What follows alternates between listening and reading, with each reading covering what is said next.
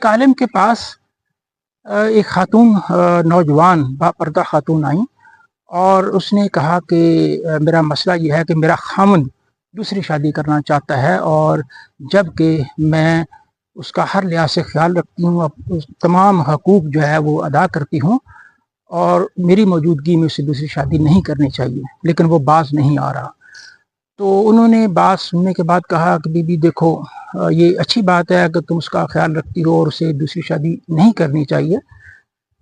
लेकिन अगर वो दूसरी शादी करना चाहता है तो शरीयत ने उसे ये हक दिया है, बशर्ते कि वो तुम्हारे हकूक़ का ख्याल रखे और वो तुम्हारे साथ किसी किस्म की ज़्यादती या नाइंसाफ़ी अगर ना करे तो वो दूसरी शादी कर सकता है। शरीयत ने इसकी इजाज़त है। तो उस खातून ने फिर वही बार बार वही बातें की, लेकिन उनका वही जवाब था। तो फिर उसने आखिर में उस खातून ने कहा कि मैं अगर शरीयत इजाज़त देती, मुझे अल्लाह का खौफ ना होता,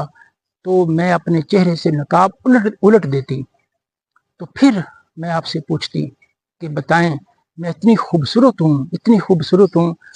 कि अगर मैं नकाब उलट दूँ तो फिर मैं पूछूँ आपसे, मुझे बताएं कि इतनी खूबसूरत बीवी के होते हुए, इतनी खूबसूरत एक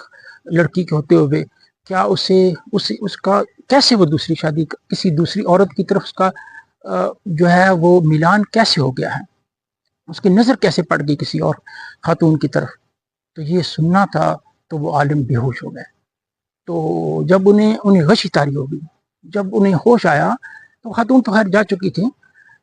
तो लोगों ने पूछा कि जनाब क्या हुआ आपका, उसकी बात सुन के आप पे गशी क्यों तारी होगी। उन्होंने कहा कि वो खातून मुझे बहुत बड़ा सबक दे गई हैं। हैरत है कि एक खातून जो है, एक औरत जो है जो खूबसूरत है, उसे अपनी खूबसूरती पर नाज है, वो उसके लिए ये गवारा नहीं है कि उसकी उस खूबसूरत खातून के होते हुए उसका शौहर किसी और औरत की तरफ जो है वो नज़र उठाए, किसी और औरत की तरफ रागिब हो। तो वो अल्लाह जिसने हमें पैदा फरमाया, जिसका कोई शरीक नहीं है, जो हर चीज़ का मालिक है, हर चीज़ का पे कादर है, हर चीज़ का पैदा करने वाला है, तो जब उसके होते हुए हम उसको छोड़ के दूसरों को पुकारते हैं तो फिर क्या हमारी जो है, हम तो उस खातून जितना भी हम में अकल नहीं है। तो जब उस खातून को ये गवारा नहीं तो अल्लाह को ये कैसे गवारा होता है कि जब हम, तो कहते हैं ये बात ऐसी थी कि ये मुझे इसने मेरे दिल पे इतना असर किया कि मैं होशो हवास खो बैठा। तो बहुत बड़ा सबक है इसके